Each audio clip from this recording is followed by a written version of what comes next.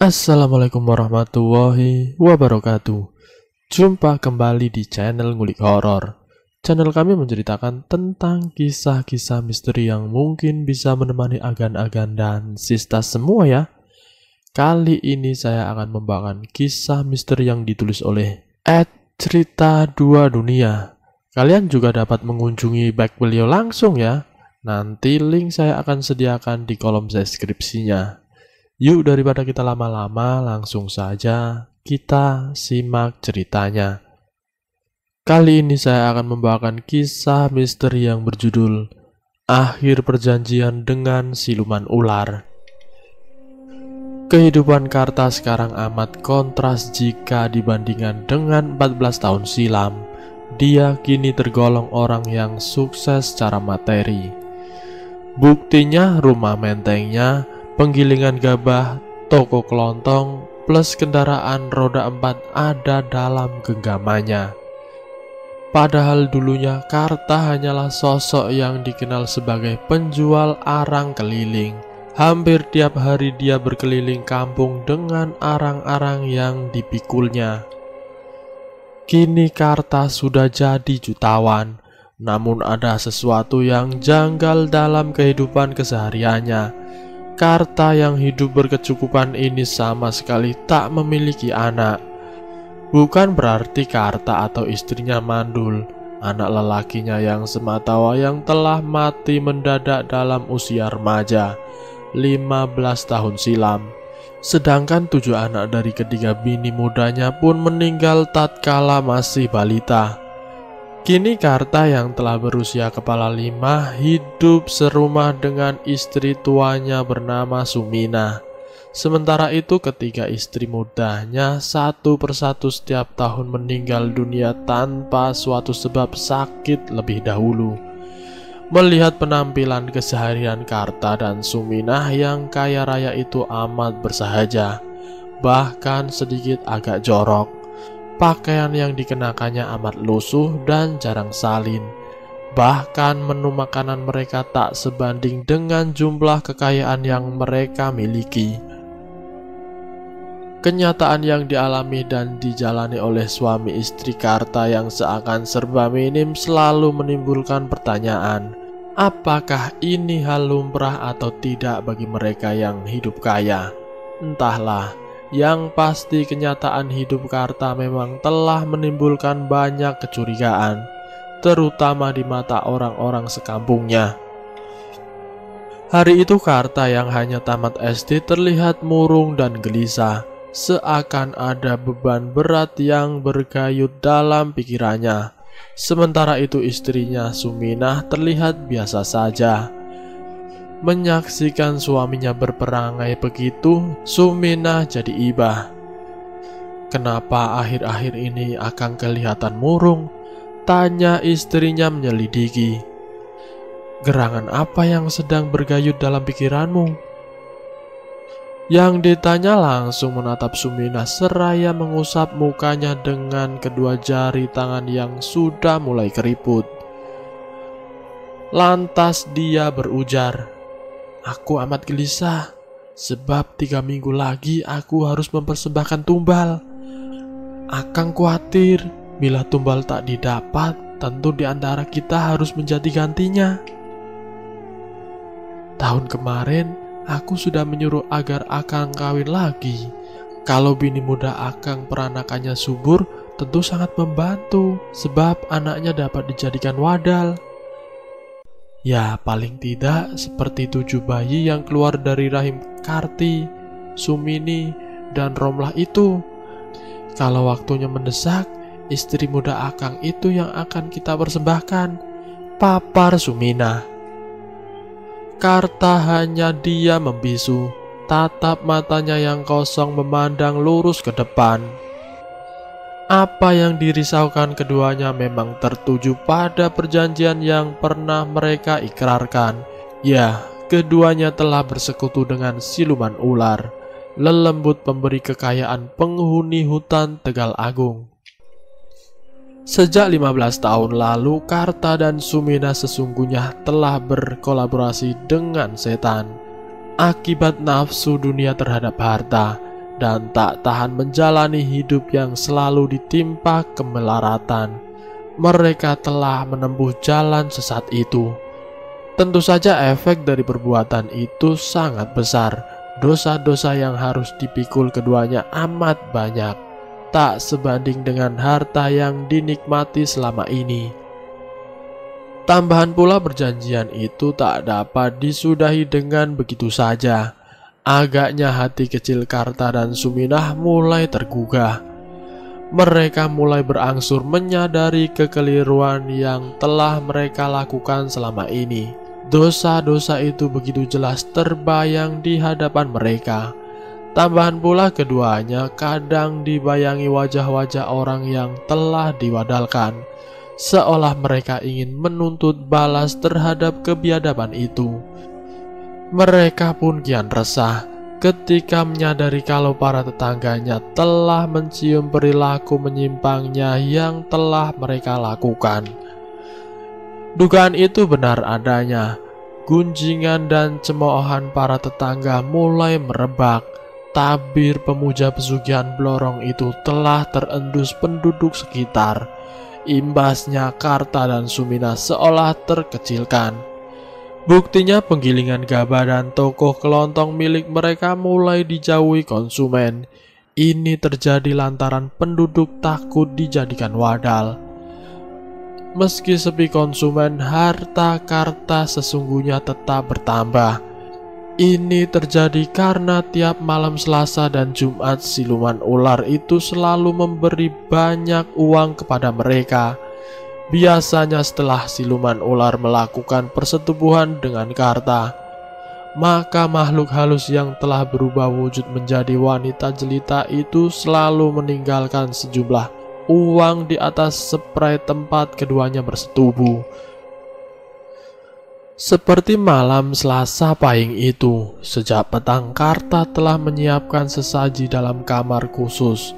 Asap dupa mulai mengepul hingga menyelimuti seluruh ruangan kamar.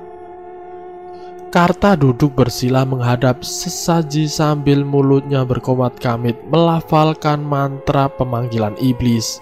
Cukup lama Karta bersemedi.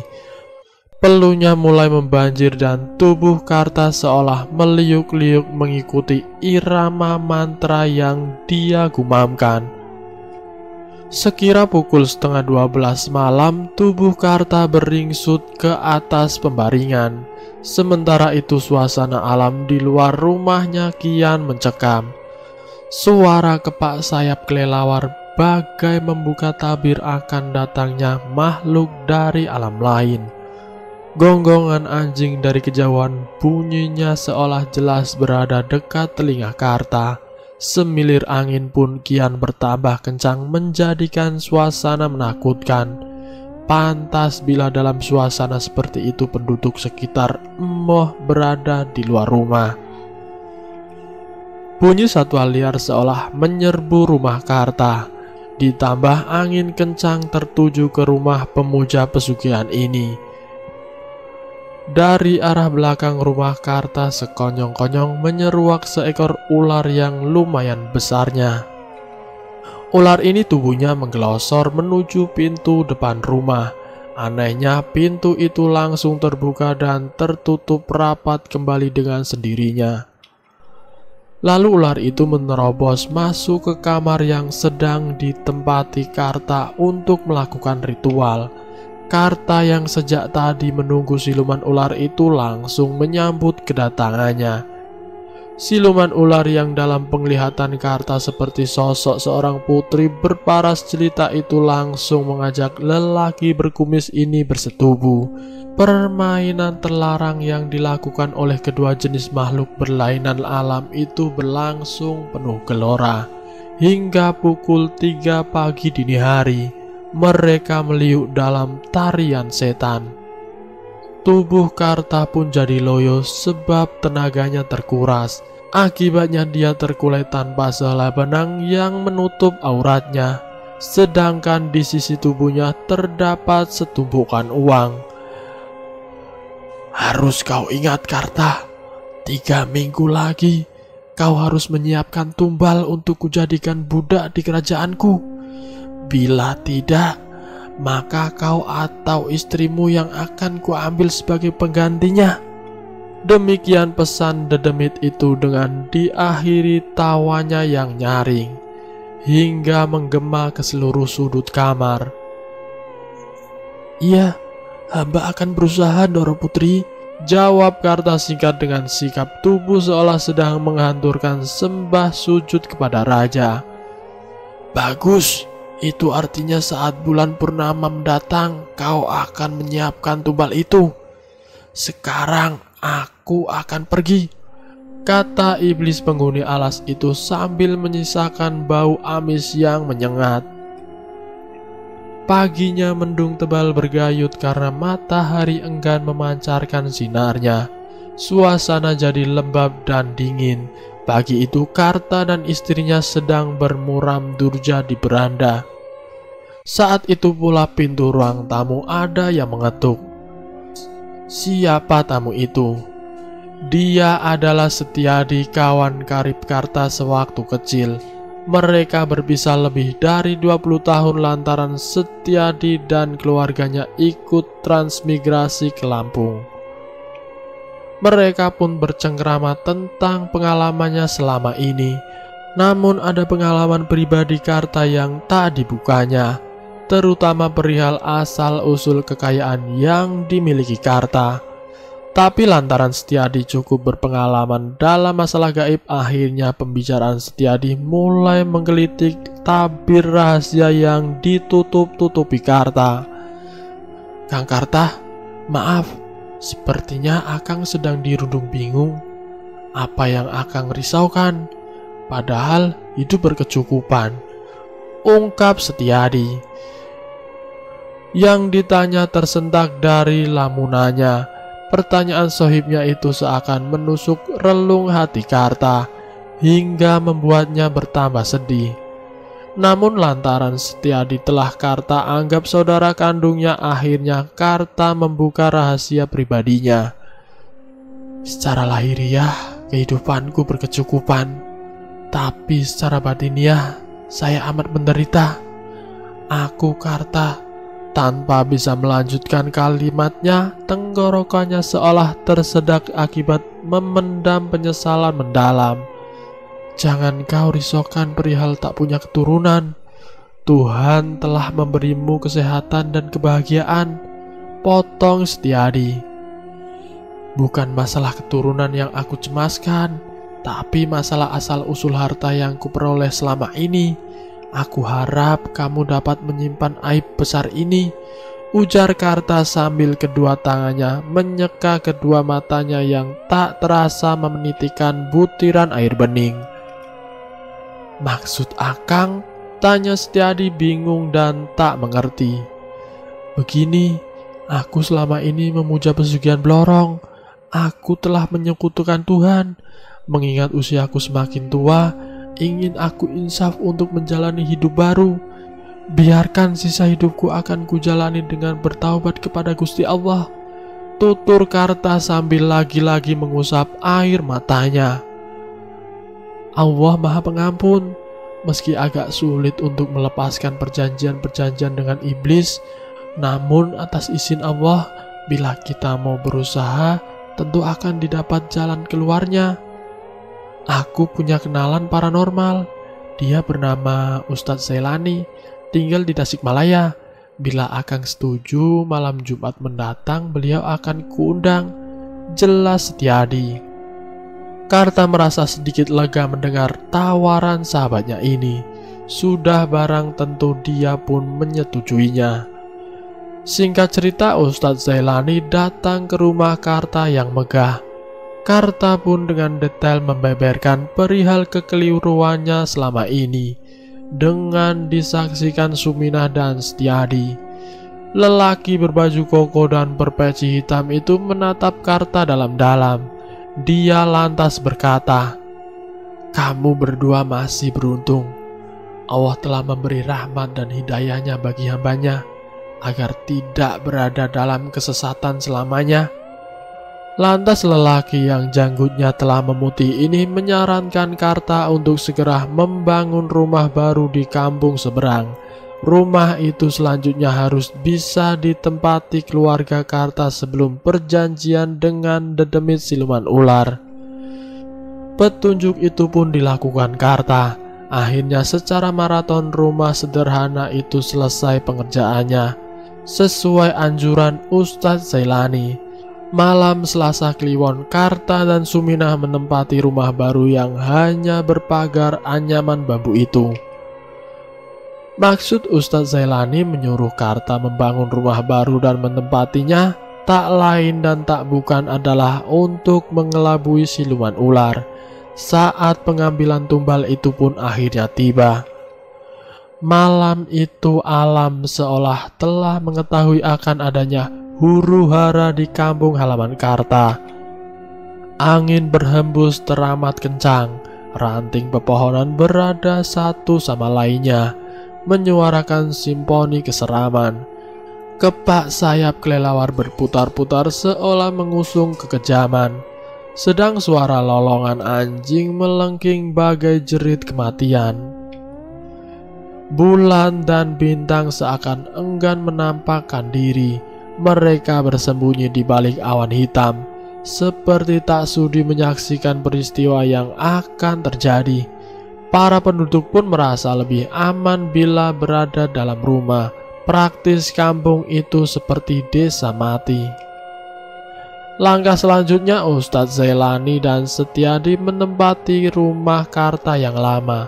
Setiadi berada di kamar tengah, sedangkan Ustadz menempati kamar yang biasa digunakan ritual oleh Karta. Dalam kamar, Ustadz berpura-pura tidur lelap dengan ditutupi selimut dari kepala hingga kaki.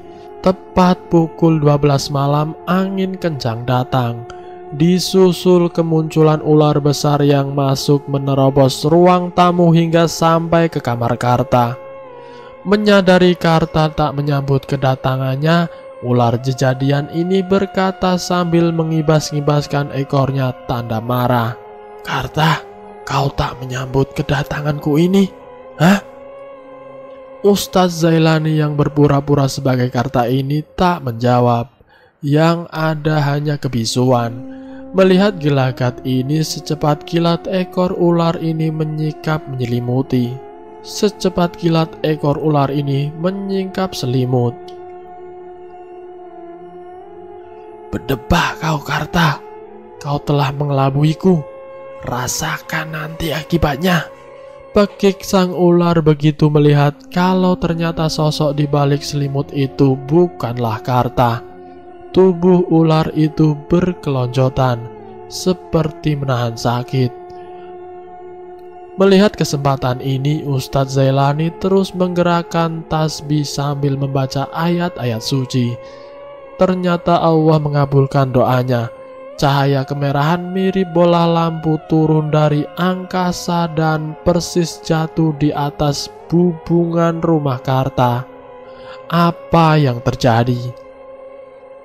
Rumah Karta yang lama itu terbakar. Ustadz Zailani dan Setiadi bergegas keluar, sedangkan siluman itu tak dapat menyelamatkan diri karena area rumah itu telah dipagari secara gaib. Di tengah kobaran api terdengar jerit kesakitan dari ular siluman yang terbakar. Tiba saatnya iblis laknat itu menerima hukuman akibat perbuatannya. Allahu Akbar, ungkap Ustadz Zailani yang tak pernah henti memutar tasbihnya. Akhirnya tubuh ular yang besarnya seperti pohon pinang itu sirna ditelan api. Sejak kejadian itu, Karta dan istrinya menempati rumah sederhana. Seluruh usaha mereka pun bangkrut. Akhirnya mereka hidup sangat sederhana. Karena merasa trauma berat terhadap peristiwa itu, menyebabkan Karta menderita penyakit jantung koroner dan Suminah mengalami sakit tuberkulosis atau TBC. Sangat menyedihkan akhir nasib keduanya. Namun sebelum ajal merenggut mereka, keduanya kini masih berkesempatan untuk beribadah kepada Allah. Semoga Allah mengampuni dosa-dosa yang telah mereka perbuat. Dan selesai. Itulah kisah yang dialami oleh Karta. Semoga video kali ini bisa menjadi pembelajaran buat kita semua. Intinya kita jangan pernah sekali-sekali bersekutu dengan iblis. Bertaubatlah sebelum ajal menjemput kita. Karena Allah Maha Pemaaf dan Maha Penyayang bagi hambanya. Terima kasih sudah mampir di channel kami. Jika kalian tertarik dengan video kami, silakan tekan tombol like, share, dan komen. Tekan subscribe untuk mengikuti video kami selanjutnya ya. Wassalamualaikum warahmatullahi wabarakatuh.